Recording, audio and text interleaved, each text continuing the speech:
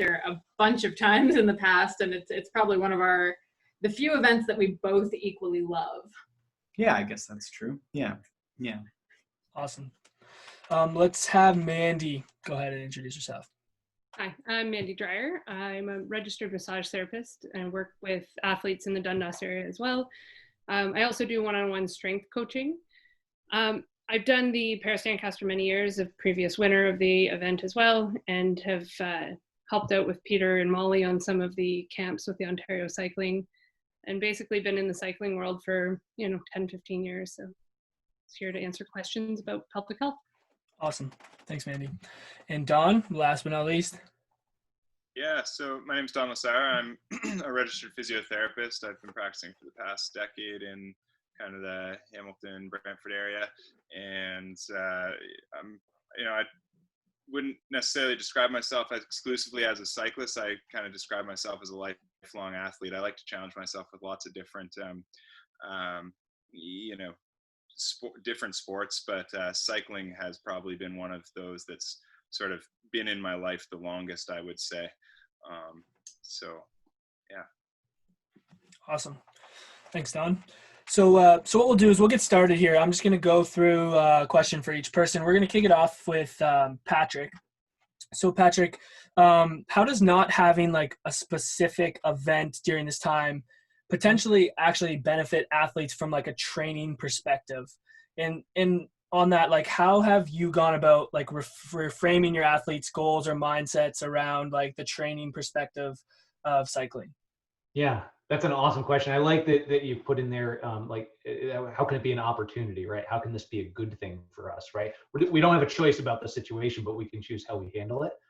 And so what I've reframed with my athletes, there's a lot of uncertainty about when we would get to race again, right? People are rescheduling events for the fall, but if we get to do that, great. If not, we're probably looking at a year out or close to it. So we need to think about how we're going to make gains in that time, right? This can actually be a year where we can move the ball forward quite a bit. So one of the biggest shifts is when we're not having specific events and those demands that we're required to, oftentimes that means higher intensity training. That also means like very event specific training. If we don't have that, we're able to take a step back and look at, okay, where are the opportunities for improvement for that athlete, maybe as a whole, right? So we're always looking at that, but now we can look at it as sort of our main focus. And we also can look at, well, if we take away some intensity from each week, well, actually we can add a little bit more volume. We can add a bit more aerobic work. And what we can actually do is build a more robust aerobic system for each athlete. And that can carry us for years to come.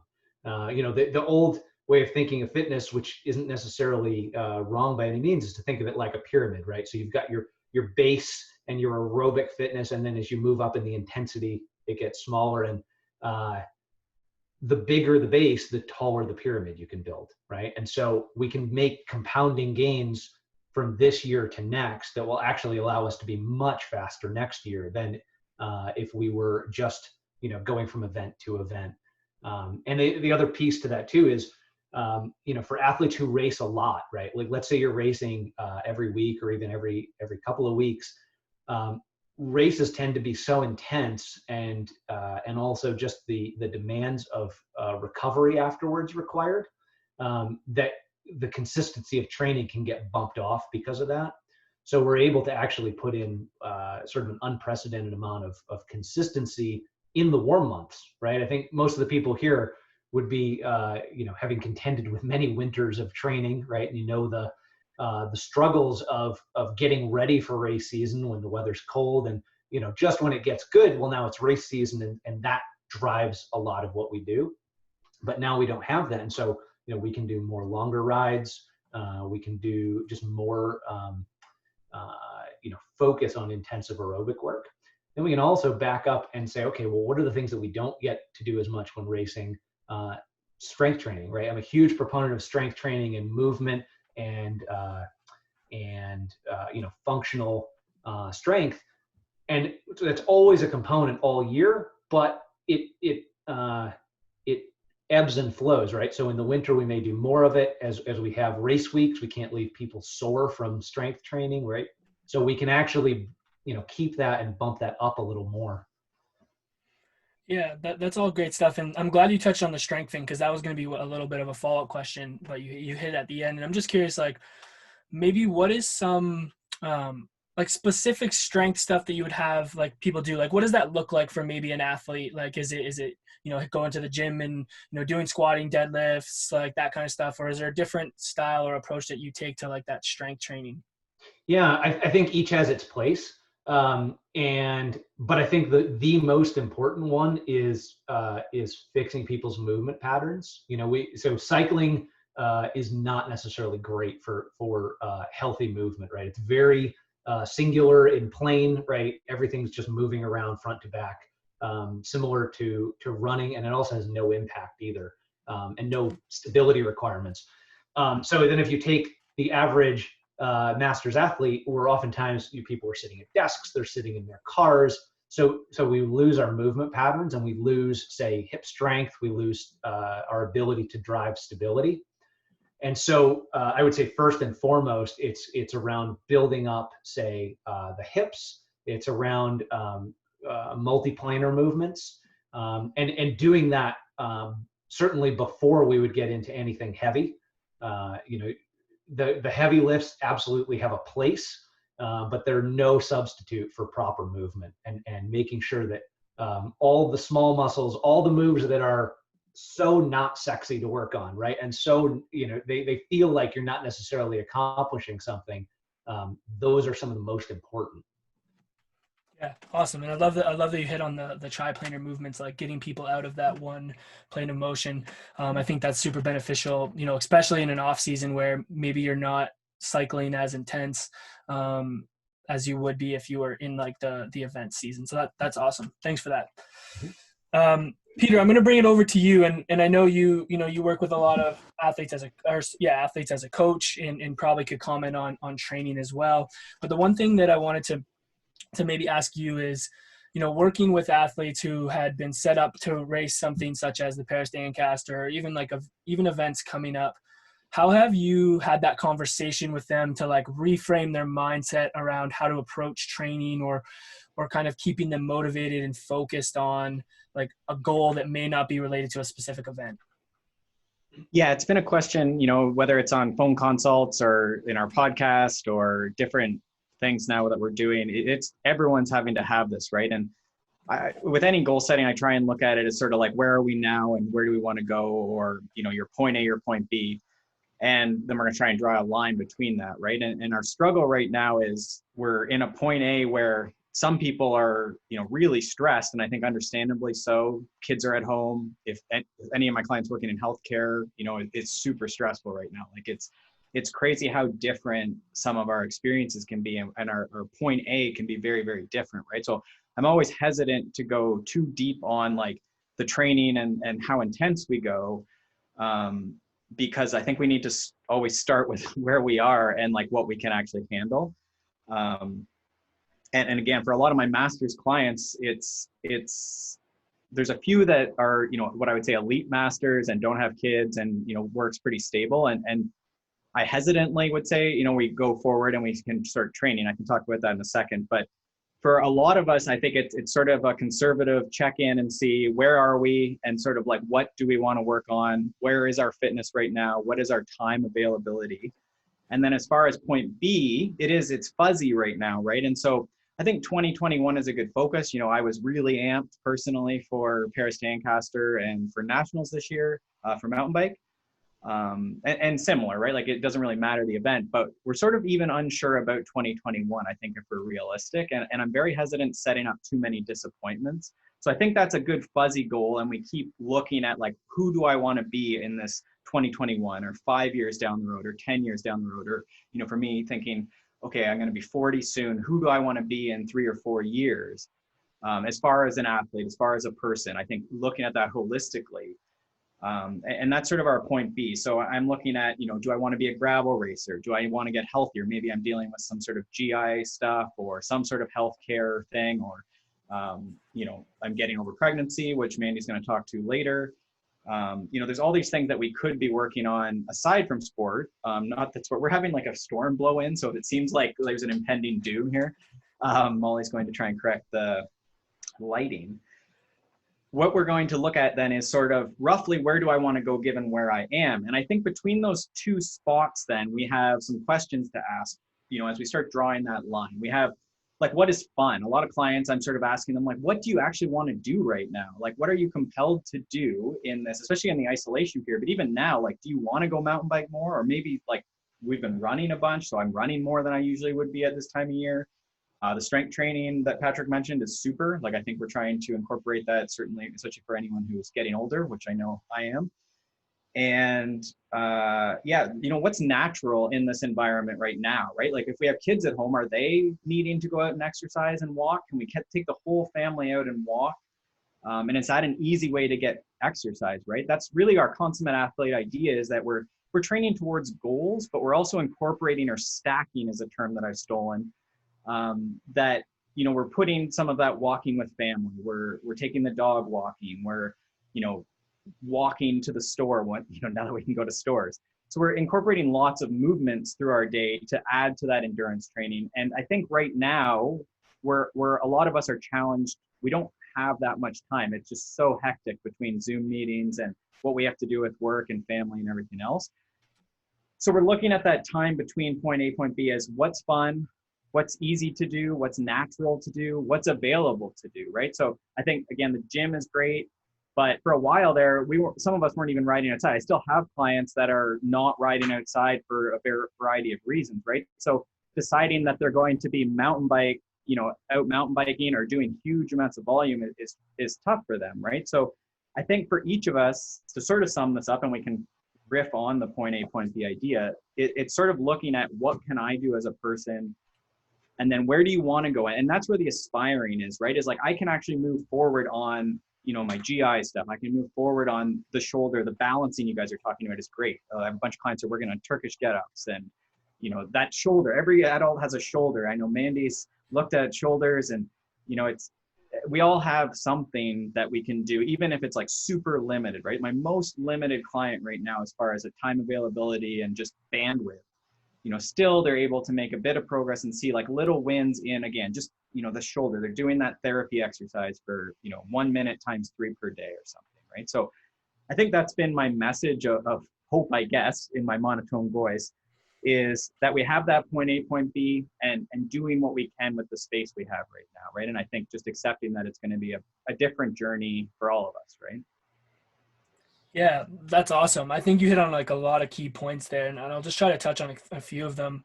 The one that I really liked is like, and it's almost like having to accept the fact that like that what happened, like the cancellations, and you're not going to be racing. Like, that's fair. Like, I feel like, going through almost like a grieving process with it, like as like, hey, you know what, this sucks. Like, I was really looking forward to it, but I like how now you're like trying to reframe it towards like, okay, what can I do to help myself, get better for whatever may be next? Because like you're saying, the uncertainty of when the next event is going to be, who knows, right? Maybe 2021, we don't really know yet.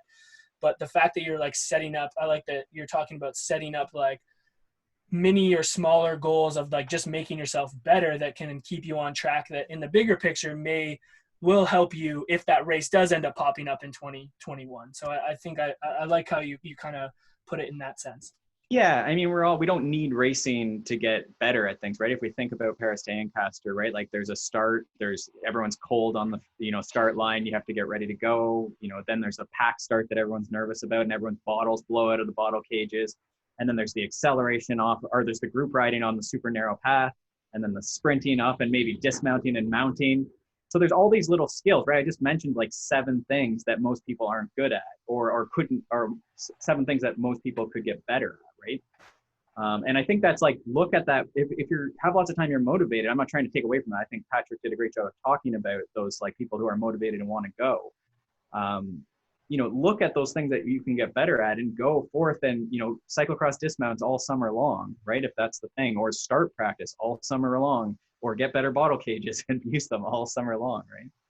Cool. Yeah, awesome.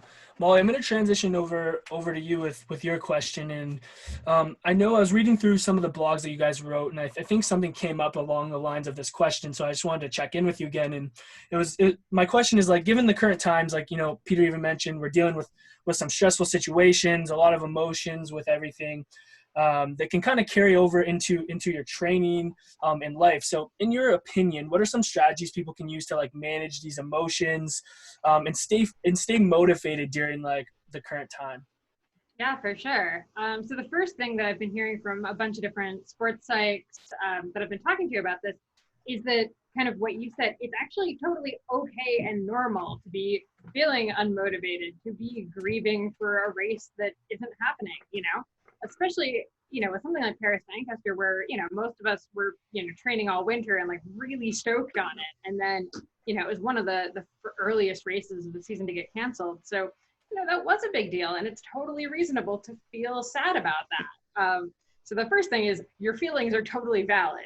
It's okay to be sad about the fact that a race is going. Our power is blinking, so if I suddenly cut out, it's because we're having a death storm here in Collingwood.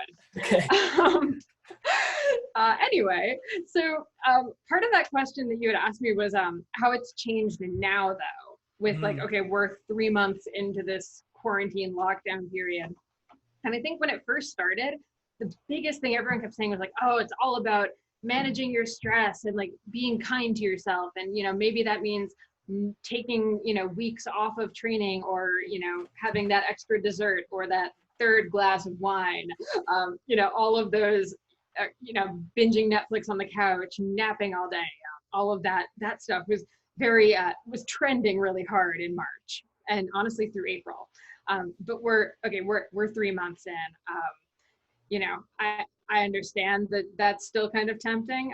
Who doesn't want the third glass of wine? But I think it's really important to kind of remember that being kind to yourself also means treating your body with respect, which means making sure we're starting to get back to as many healthy habits as we can. It was one thing to be, you know, take it easy, eat whatever, do all that stuff back in March, but now we kind of have to figure out what that balance is between managing our stress and our levels of, you know, demotivation, but also actually making sure we're staying on track to be healthy humans, you know, if not the fastest cyclists, at least really healthy humans. So the other common thing that I'm hearing from a lot of sports psychs and even elite athletes is to figure out what it is that you can control. You know, we can't control if a race is going to happen, or what, you know, is going to happen with COVID-19 on a global level, or if racing is coming back in the fall, or if it's coming back in the spring. But we can start with some little healthy things that we can control. You know, eating an extra serving of vegetables with our meals, taking 5 minutes in the morning to do the stretches that we know that we're supposed to do, that we've been told we're supposed to do, that we haven't been doing. Doing, you know, 5 minutes of yoga, actually getting out and doing some kind of training, even on days when we're not feeling super motivated, even if that's a walk or an easy spin.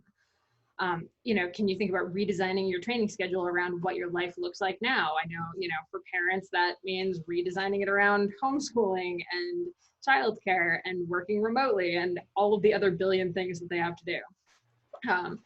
And the other thing I was kind of thinking about as far as motivation goes is I know back in March, I had so many freaking Zoom meetings every week because everyone wanted to have like Zoom happy hours. All of my friends, like high school, college, like old teammates, everyone wanted to get together and do these like hangouts and catch ups and all of that stuff. And then, you know, frankly, we're all pretty zoomed out, right? Like I don't know about any of you, but I haven't had a Zoom happy hour in like 6 weeks. I really haven't seen anyone in weeks. And that's kind of actually, I feel like made me, and I know a few other people, like less motivated because we're not really chatting with friends about what we're doing with our rides. And, you know, for a lot of us, we haven't really been able to group ride with our friends either. So, you know, I think the other thing to get remotivated is getting back together with your riding buddies. Even if you can't do it in real life, can you guys make a challenge together? You know, I have running friends here in Collingwood where they decided between June, July, and August, they're going to run 800 kilometers each, which is bonkers, but it's really making them move a lot more, which is fantastic. And they're all really excited about it. They have that group accountability. So, you know, find your riding buddies, and even if you can't get out and ride, can you set riding challenges together? Because I think kind of one of the most important things to understand right now is we originally were talking about like when things go back to normal.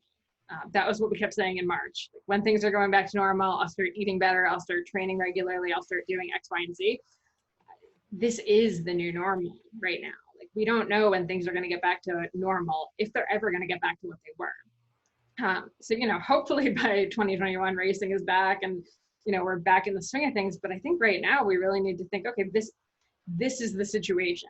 This is what it's going to be for the foreseeable future. So how can we be dealing with this more strategically in healthier ways that, you know, will make us feel motivated again? And I think the last thing that everyone keeps telling me, coaches, athletes, sports psychs, is, you know, it's really important when your motivation is flagging to come back to your why. Why are you doing this? Was it just to be on the start line of Paris Lancaster, or is it because you love riding your gravel bike on sick roads? And it's okay if your motivation has changed. And you know what, for some people, it might be like, okay, well, right now I don't really feel like riding, but you know, walking or yoga or strength or something like that is really speaking to me. So kind of go where your current why is. And if your why is just to stay reasonably healthy right now, there are a lot of ways you can be doing that. So yeah, that's my scattershot approach to that concept. No, that's great. And again, like a lot of great things that I think people can take some value away from, and something that just really stood out to me. And it kind of coincides with Peter's comments is, one, I think, you know, at the beginning, like it's okay to be caring towards yourself and trying to deal with the situation. But I really loved how you touched on, you know, having some respect for yourself by getting back to doing the things that are healthy for you, right? So like you're saying, maybe it is eating a little bit more vegetables, maybe it's getting out and training. And I think that coincides with what Peter's saying is like, you know, reframing that goal to something that is a little bit more maybe relevant now. Like maybe it is doing like more yoga because you know you should be, you know, doing more of that, or maybe it is focusing on your strength training, like Patrick like touched on. So I really like how you kind of mentioned that, because I think that's important, because I think everyone can relate to that, whether it's cycling or not. You know, like, okay, we keep wishing for this to be over, but like you're saying, maybe it's a new normal and it's time to get back on track. So I like that a lot. Okay, so we're going to move over to Mandy. So Mandy, what I wanted to bring up with you is talking a little bit about pelvic health. And I think this is like a very, it's not talked enough for both, I think for women especially, but it also affects men. And so my question to you is like, when it comes to pelvic health for cyclists, what are some things that like you have people think about? Maybe what are some signs or things that this needs to be addressed for a cyclist? And we'll start with that, and then we'll kind of riff off that. Perfect. I've got it into 3 different categories. Sort of the big areas that I find that pelvic health is going right now. And you're absolutely right. People aren't talking about it. And sometimes people don't know what a pelvic floor problem is and how it can affect their health. So the 3 that I wanted to outline, one being sort of unrelenting hip pain, SI joint pain, piriformis syndrome. I don't, you guys as physios, you see this all the time, and people are rolling out their piriformis muscles or stretching their glutes, they're trying to activate. And when all of that has failed, it's looking at, have you looked at the pelvic floor? Have you looked at the pelvic health? Because if we look at the anatomy of the deep 6 rotators, which for those of you that don't know anatomy all that well, that is your piriformis or that deep butt pain. They blend right in with the muscles of our pelvic floor. It is pelvic floor pain creates hip pain, and hip pain creates pelvic floor dysfunction. So there's that big chunk of the puzzle. And then you start getting into something I think if anybody has the following, definitely pick up Molly's book, Saddle Sores. It'll answer your questions and then some. I think she's getting it there for you. Yes.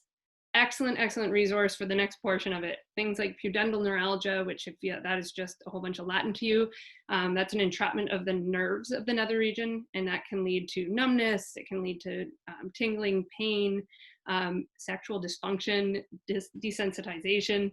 Like, that's a lot to sacrifice for going for a bike ride. So I think just being able to know that those signs and symptoms aren't normal, but they're common, and they're definitely able to be addressed when it comes to the next part of what I'll talk about. And the third point would be speaking to if there's any women out there or any men that have wives or girlfriends that have had babies. When we look at prolapse, stress urinary incontinence, pubic symphysis pain, coming back after having a baby can be extremely easy, and it can be extremely difficult depending on your individual pregnancy and how you go about it. I have had 2 pregnancies, one in which I had 1 baby, and it was back doing everything I felt comfortable doing within about 2 weeks. And the last pregnancy, I had 2 babies, and that has been a completely different story. There's a lot of stuff listening to Peter talk about redefining that really speaks to me on that. But also just physically, coming back after that can be very challenging. So if any of those 3 sort of packages of signs and symptoms are any bit important to you, the things that I would look into would be bike fit. And Patrick mentioned he had some experience in that. That's not an area of my expertise, but it is an area that I'm always encouraging people to do. You have 3 points of contact with your bike. You have your handlebars, the saddle, and your feet into the pedals. And if 1 or all 3 of those are uncomfortable, it doesn't matter what bike you're on, you're uncomfortable. So definitely making sure that you're taking charge of your bike fit more than just saddle height. There's way, way more to that. So bike fit is super important. Saddle choice. Your saddle choice is where your butt sits the whole time. So make sure you're comfortable with it. A lot of bike shops can offer like little seats you can sit on to make sure your sit bones are supported. A lot of them offer trial periods where you can ride them for up to 100 days and be able to find out whether that saddle is good for you. So take advantage of those things and take your time and find the right saddle. Also, stationary bike riding, if you're indoors and riding, you're not moving around a whole lot. So you really want to try to get out of the saddle, move around a little bit. A lot of those problems, especially packaged into the second point that I brought up, have to do with lack of blood flow and pressing onto nerves. So if you're moving around in the saddle, you start to allow that blood flow to come back, allow those nerves to take the pressure off them, and change that stimulus. If you're someone that's just getting into cycling, if Parasancaster is maybe one of the first rides that you've trained for, increasing the amount of time that you're in the saddle too quickly is going to, every tissue needs time to adapt. So your cardiovascular system needs to adapt, but same with the tissues that are actually contacting the saddle. So do that a little bit more gradual. And to work out, to sort of grow from what Patrick was talking about, the different planes of motion. I think that the first point I brought up about unrelenting pelvic pain, low back pain, a lot of that comes from we sit at a computer, we sit in a car, we ride a bike, and the similarities of those movements are quite profound. So when we get into the strength portion in the gym, getting out of that anterior to posterior movement, adding things like jumping jacks or rotational lunges are very, very helpful. And becoming more human, go for a walk.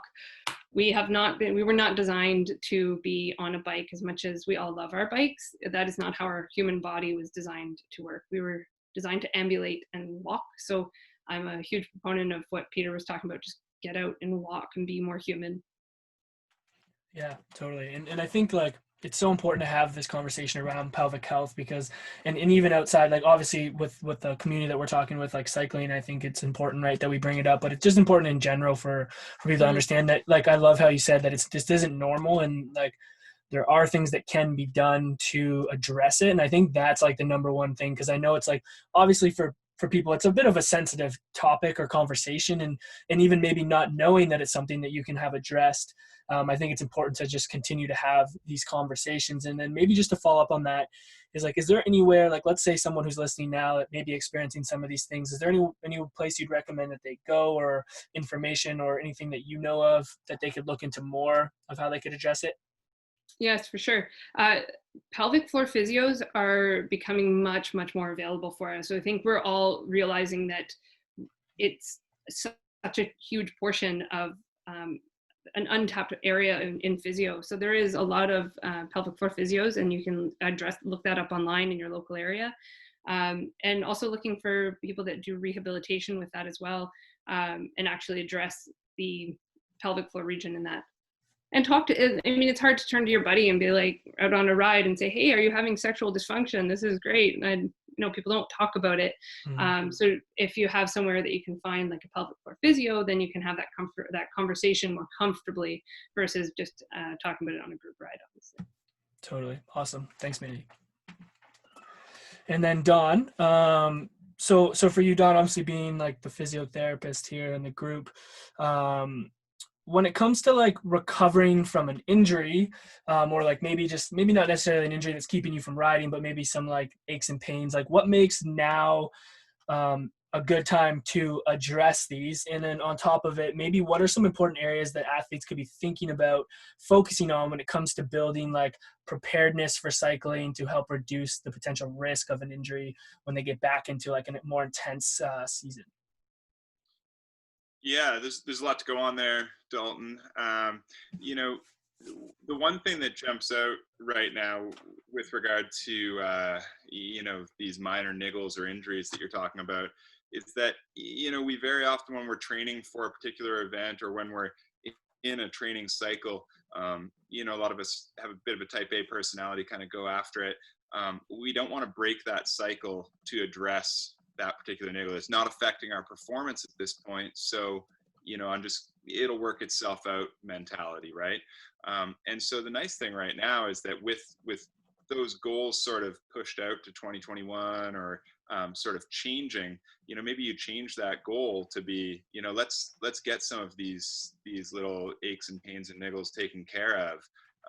And the cool thing is that pain is a performance limiter, no matter what level you're getting that pain at. Even those little niggles, you can work through them, you can move through them, but whether you recognize it or not, it will be affecting your performance. And so if we can address those things, in all likelihood, performance is going to improve, right? The other thing is that some of the things that we might do to address those kind of aches and pains or minor injuries, might involve changes to your bike fit, changes to your training volume, things that you might not be willing to sacrifice or go down that rabbit hole when you're closing in on an event and you're like, well, I've got to get those training days in, or I don't want to change my bike, my saddle position or my cleat position, because I've been riding this forever and it's worked, and so this is an opportunity to sort of explore some of those changes, right? A couple times it's come up that, or I guess it was Patrick mentioned that biking's very linear and fixed in place, right? And the other thing about cycling is that it's not really weight bearing in a lot of regards. So bone stress injuries aren't really an issue. It's mostly soft tissue injuries that arise, a lot of friction type injuries, right? And most soft tissue injuries come down to, too much, too hard, too fast, right? So that comes back to training load management and then bike fit, right? I think those are two of the biggest pieces to dive into when people, come see me and they're an avid cyclist and they're having an issue. I spend a lot of time talking to people about those areas because I think they're really crucial to managing those issues, but it can be tough during competition season to make those changes, right? So now it's kind of a good opportunity in that regard to dial in your volume, or seek out a professional bike fitter or somebody who is really going to dive deep on it, right? Maybe they're not professionally trained bike fitter, but they want to do more than if there's not someone in your area, they're more interested in more than just changing your saddle height, but also whether it's cleat position, crank length, or which is a bit contentious, but any of those sorts of things, right? So yeah, those are two of the big ones there. You sort of talked about injury risk reduction, and I like, obviously we speak the same language for a reason, Dalton, given that we're business partners. But injury, we can't eliminate injury. We can't prevent injury. It's sort of a bit of a misnomer, right? And so injury risk reduction is what we try to do as physiotherapists, rehab professionals looking from a prehabilitative perspective, right? And so two of the things that we might do to manage that are sort of training volume and bike fit. But then some of the other pieces that have been touched on a little bit already are strength training, right? A lot of endurance athletes just don't put the time into strength training because, it's all about building that aerobic base, right? That foundation. And, where's the time to do strength training, or, how do I work it into my blocks? It leaves me sore, so I can't push as hard on the aerobic days, right? And then you can talk about things like blood flow restriction and ways that you can get strength gains without causing the tissue trauma, right? But I think right now is with events being further out, building a better strength base is ultimately going to, it's the most well-researched means of reducing injury risk. It's consistently across the board. People always talk about proprioception and balance and all these kind of catchwords in physiotherapy, but when it comes down to it, when you really look at the science, it's strength training that has the strongest correlation with reduction in risk in the majority of the studies. Yeah, and sorry, Don, I thought you were done. Oh, I can go forever. Go yeah, ahead. just to summarize and add on, I think it's a good way to tie it all together is one thing I think is important from like our perspective as a rehab professional to have people understand is like when it comes to recovery or a time like this where maybe you can step away from certain things, it's like you don't necessarily need to step away and get that one fix, quote unquote, right? Like a lot of people are like, oh, I'm looking for that one exercise or that one stretch or whatever. I think something that we've all talked about here is like moving in a different way. So get off the bike, move in different ways. So try different exercises in different planes of motion, go for a walk or run instead of be on the bike, focus on strength training as opposed to being just on the bike. So that variety and that variance in and of itself can be a good rehab or even recovery tool for someone who spends so much time in one plane and so much time focused on training for a specific event, because we do know that like in order to get adaptations and be good at a particular event, we need to be doing that event. So like I get that training for something like Paris and Ancaster, but taking the time to stop and change it up and kind of hit on some of the things that we've all talked about here is a great way to just, even from a rehab perspective, approach things. Yeah, it's fun. You talked about variance there, and that was one of the final things that I was going to comment on, is that it's not very well researched in the cycling world, but in the running world, changing up your shoes frequently, like even within a week, as well as changing up the terrain that you're running on, has really strong evidence to support some reduction in injury risk, right? And so we can do the same thing in cycling with regards to terrain, and automatically when you change terrain, you're changing bikes, which is changing positions, right? So we're building a bit more of a robust body throughout that. And the other thing that you touched on there, Dalton, that I kind of referenced was bone stress, or running gives us some resilience to bone stress. It builds up our bone health. Cycling, is non-weight bearing inherently, right? And so, especially in really elite and competitive cyclists that don't do the strength training or get there, or are putting in like multiple 6-hour rides per week, bone stress injuries and bone health is something to bear in mind. Totally. Yeah, awesome. Yeah, thanks guys, that was all really good answers. I appreciate that. What we will do now, guys, we'll open it up to the floor because we got about 10-ish minutes here till we wrap up. So I want to open it up to you guys if you have any questions. I haven't seen any come into the chat yet. So if you do have some, you can throw them in there. If not, the group isn't too large. So if you have one that you want to unmute yourself and just throw out to the panel, go for it. And we'll just have whoever wants to jump in and answer it, go ahead. And we can kind of all go off on whatever someone says. So we'll open it up to you guys if you have any questions.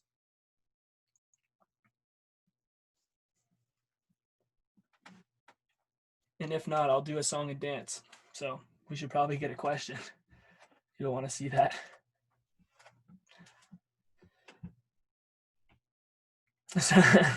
Will. Okay, so I'm not seeing any questions, which is fine. If something comes up, I have one. I'll kind of throw it out to, oh, here we go. We got one. So Isabella, if you were managing an injury before all this, but can't visit physio, etc., what should you be doing to prevent further damage? I'm going to take a little bit of a lead on this, and I'm going to do a little shameless plug. You can still see physiotherapists, and if you are actually looking for someone, and I mean this sincerely, to like deal with your injury, like now is a good time to address it. You know, there's a bunch of healthcare professionals that are offering virtual sessions that are beneficial. Us ourselves have been doing it, and we've seen great success with our clients, and actually people taking advantage of, again, the downtime. So, you know, we offer it as a business, but most other physios do offer it. So if there's someone that you enjoy or that you know will help you, go ahead and search that. I think that would be the best for like specific advice. But I guess we could open up and maybe just like throw it out, like some general thoughts around it. If anyone has a thought. And I wonder too, it seems like it was more maybe theoretical. I don't know if there's a specific injury, but it was before all of this, if you couldn't see a physio. Yeah. My only thought is like, and I'm stealing this answer as well, but just like, how could you get healthier otherwise? Like, again, so it's where sometimes we get into the alcohol, into not eating well, not sleeping, and that stuff can all be really helpful apart from any of the amazing things that any people on this call do for therapy. You know, that stuff can go a long way to making us more resilient. So I'll let the therapists take care of anything more specific. But I think you hit on something really important there. We always talk about the cup analogy when we're talking about when we talk to people about pain, right? And understanding that pain is a perception, and there's lots of variables that fill your cup and make your management of that or your coping tolerance for that better or worse, right?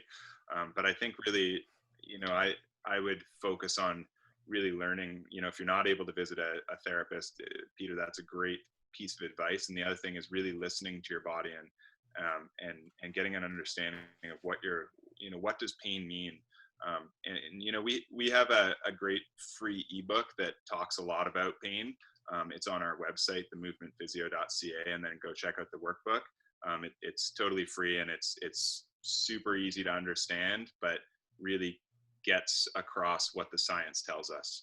So if I could add to that too, one thing I've seen, like those words, like sort of, she asked about managing an injury.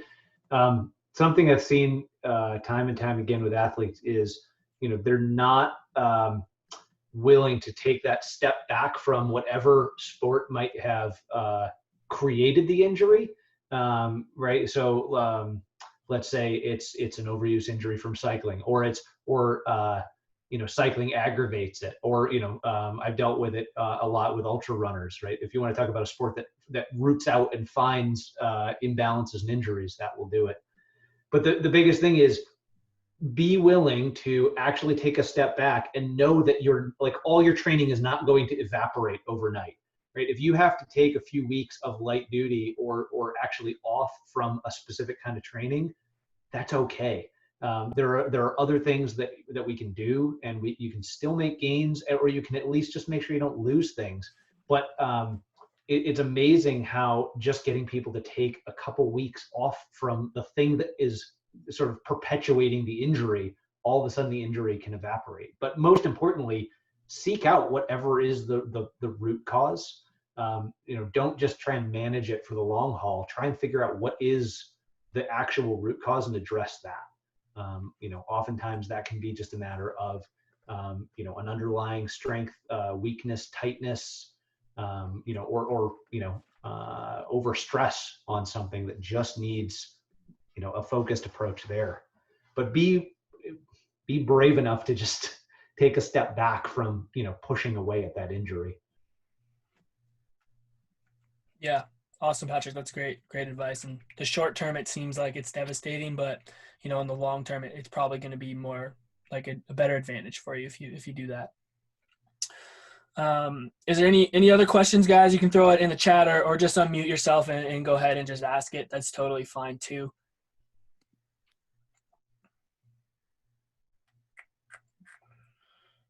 Yeah, I don't see any coming in. I had one, and maybe we could wrap up on this. And I think it's something that's, important to touch on. So maybe we can go around and on each panelist, and something that Peter talked about and I really liked is like, setting up like, some mini goals or even like Molly touching on like some ways that you guys have made, yourself stay motivated throughout this time. So maybe we can touch on each person and just give like your piece of advice, like, or that's something that you've implemented to keep yourself goal oriented or motivated during this time. So yeah, let's just start with Peter, and then we'll just kind of get a little touch on each person and we'll wrap up. Okay. So we're talking about like something that's keeping me motivated. Yeah. Some way that you've used something that you've done.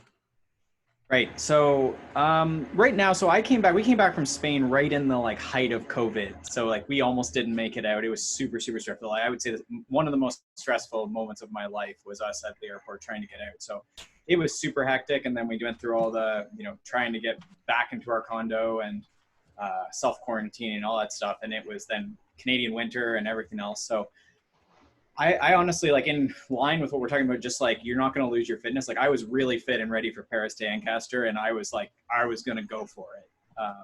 I had a great winter of training and coaching in Spain, riding gravel bikes most of the time. And then like it all went to crap. Right. So everyone has this story, but I guess the pivot I made was in line with what Patrick's saying for injury. Like I felt like I just couldn't handle anything. So it went straight back, like only aerobic training and not an impressive elite level of volume at all. But it was just a little bit of consistency, trying to do something. Some days it was walking. Some days it was just like a short roller spin indoors. A couple times I got outside, but 3 weeks with nothing, and then sort of eased back into my routine.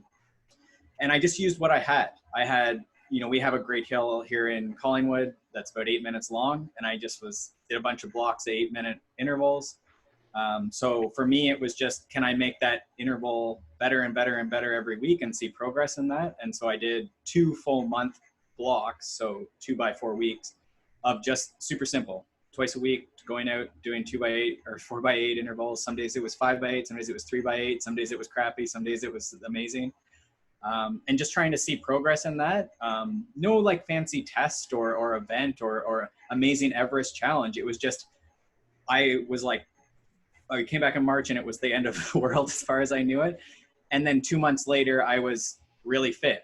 I think I would have done well at Paris to Ancaster, but again, like really solid numbers, and like it was really cool just to see progress. So I think the message I leave is like, it doesn't have to be amazing or Strava worthy or anything like that. It's just pick something you want to work away at, and it can be simple endurance. It could be a ride of certain duration or increasing your endurance, or an interval like I described, but just try and see progress in something and feel that control of something, right? We can all do something small like that. Awesome. Yeah. Thank you. Let's go, Mandy. Wow, I feel like I can mirror almost everything he said, but not talking about COVID, talking about coming back after pregnancy. The addition of 2 babies and a 3-year-old that doesn't have daycare, and a body that just has no idea how to stabilize itself. It was, I feel like every day I shouldn't say did, it's not over. I do something that is good for my health. And sometimes that meant I am going to drink the appropriate amount of water today, or I'm going to try and go to bed a little bit earlier so that I can get a chunk of sleep in that I wouldn't have naturally gotten. And coming back, quite honestly, it started out going, today I'm going to do a 5-minute walk, and tomorrow I'm going to do 2 5-minute walks. And after being at a higher level of athletics, it's hard to look at those things as any bit valuable. So I think just not being so hard on yourself and just trying to be the best person today that you can be, and not allowing yourself to take any shortcuts. Like there's no excuse for you not to be your best version of yourself today. But yeah, it doesn't mean you have to be at some peak fitness. It's just do something for yourself every day. Awesome. Yeah. Patrick. Yeah. So I've one of my big lessons here, both as an athlete and as a coach, is to be careful about structure. You know, right now everyone is feeling, you know, they have cabin fever. They're stressed, and so there are some folks. I've been amazed actually. Some folks have been asking for more and more structure, and then, but the majority of people, myself included, too much can, you know, especially if we're looking at a long period of time before we get back to events, you know, it can feel like we're flogging ourselves, and it's not actually totally necessary.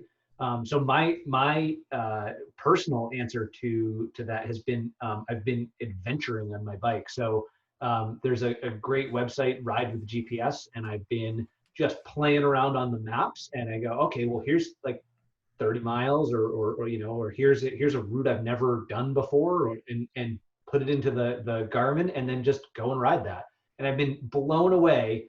I mean, I've lived here for, oh gosh, going on 10 years, and I found more back roads and new places to ride this year than I ever have. And I've been blown away at some of the cool places I've gone, and it's amazing. And ultimately, my fitness this year is actually better than it's ever been, because I've been having so much fun just putting in time on the bike.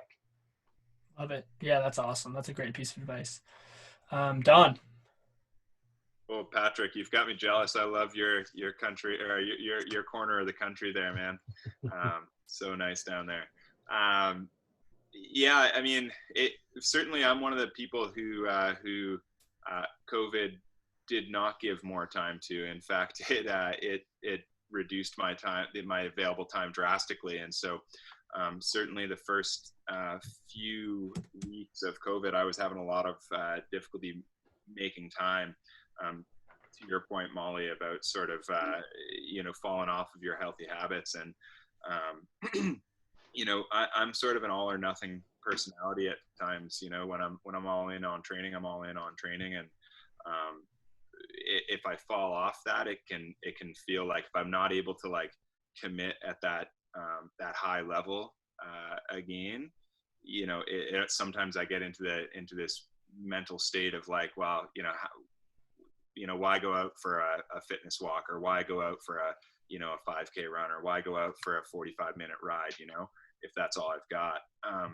And so around sort of week 3, I told myself, I was like, you know, I've got to break that mindset and just, you know, similar to what you were saying, Mandy, do something healthy for myself every day, whether that's, you know, a half hour in the garden because, you know, the yard needs some work and some TLC, or whether it's, you know, a half hour walk with the kids, you know, like looking at that more positively, as opposed to like, you know, taking the negative side of it, like, oh, I didn't have time to get, you know, my you know, aerobic work in, or I didn't have time to put in like my full strength session, or what have you.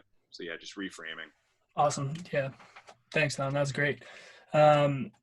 And then Molly, I don't know if you missed the question, but we're kind of just touching on like one thing personally maybe you've done to stay motivated or kind of reframe your goals personally. Yeah, I admit I was actually sort of lucky here, because I had originally planned on not really doing a lot of racing this summer anyway. I was sort of going towards 2021, even 2022, because I hesitate to say this on a thing with a bunch of cyclists, but I was shifting more to the ultra running stuff. And the build up for that is just a really slow, long period of time. So, you know, in some ways, this has actually been kind of helpful to me, because I don't have to deal with the fear of missing out and seeing all my friends lining up at start lines and stuff, and feeling like, well, maybe I should jump into that 10K or that 5K or that, you know, marathon or whatever. So in some ways, it's helped me actually stay really focused on what I'm doing personally. And I think it's actually a pretty sweet time to be able to like stay in your own lane and not be comparing yourself to anyone else, because suddenly you don't have the race results. And if you're not paying for Strava Premium, you don't have your age group leaderboards anymore. So you really can just focus on what you can do. So I think, yeah, like it's been a really good chance for me to focus strictly on, yeah, where I'm at and what I can be doing versus how I'm stacking up to everybody else. Yeah, totally. Awesome. Yeah. And just like, even for myself, I'll kind of wrap it up with something I've experienced, and I encourage people to do this as well. Is, if you are struggling, I was kind of struggling with the whole COVID thing and finding my groove in training, and I kind of shifted to a new element of training, which was running. So I started running more, and then I got a coach. So like, one thing I encourage people to do is like, get a coach, like get someone that can help you, guide you. If you've never worked with a coach before in your particular sport, for this example, it's cycling. For me, it was running. I've learned so much already just for my own personal gain, and it's helped keep me accountable. So that's something that I really encourage people to explore as they go, even if they go on after we get out of this craziness, if it changes. Yeah, so we'll wrap up there, guys. If there's no other questions, if there is a question you want to toss in the chat, you can. If not, we'll wrap up. And as I kind of just say thank you, if you guys have questions, throw them in there. But I just want to say thank you to all of you guys for coming out. We appreciate your time, like taking an hour out of your Wednesday night. Thank you to the panelists for coming on and sharing your wealth of knowledge. I think it's been awesome. It's been fun for me. I've learned a lot just listening to you guys. And then obviously big thank you to like the Paris Dancaster community for allowing us to do this. So like Tim, John, and Brent was a big factor into getting this together for us, connecting us with a bunch of people. So we appreciate all of you. So thank you very much. Yeah, and thanks to them for connecting all of us and this whole community too, right? Like it's when we talk about community, that's one that definitely, I think we were talking about that before we came on, but definitely sticks out, is that's like the Paris Dancaster, like that's part of why we look forward to it, right? Yeah, it's great. And we have put, if you guys haven't seen, we put each like panelist like Instagram and link to their website and where you can kind of find them socially if you're interested. If you aren't following them or consuming any of the content that they put out, I highly recommend checking it out and reaching out to them there. So yeah, thank you guys for joining, and we'll wrap it up there.